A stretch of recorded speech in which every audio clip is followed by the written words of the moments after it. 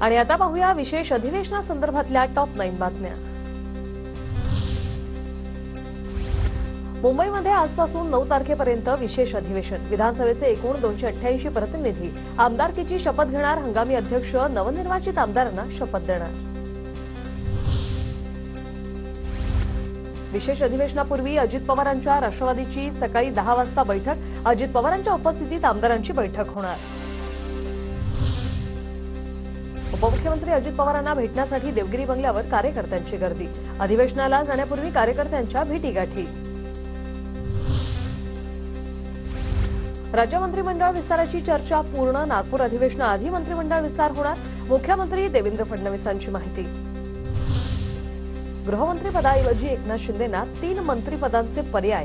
महसूल, नगरविकास आणि सार्वजनिक बांधकाम विभागाचा पर्याय असल्याची सूत्रांची माहिती। भाजपकडून शिंदेंना पर्याय।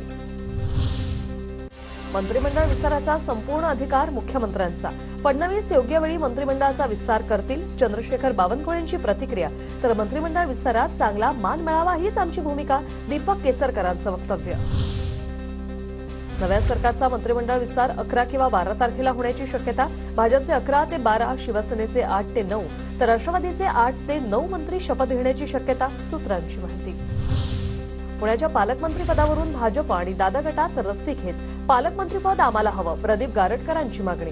तर वरिष्ठ सांगतील ते करणार, चंद्रकांत पाटलांचं वक्तव्य। महाराष्ट्र केडरचे 2001च्या बॅचचे IAS अधिकारी श्रीकर परदेशींची मुख्यमंत्र्यांचे मुख्य सचिव म्हणून नियुक्ती। परदेशी यांनी मोदींचे उपसचिव म्हणूनही काम केलेलं आहे। आता पाहूया टॉप 9 मोठ्या बातम्या।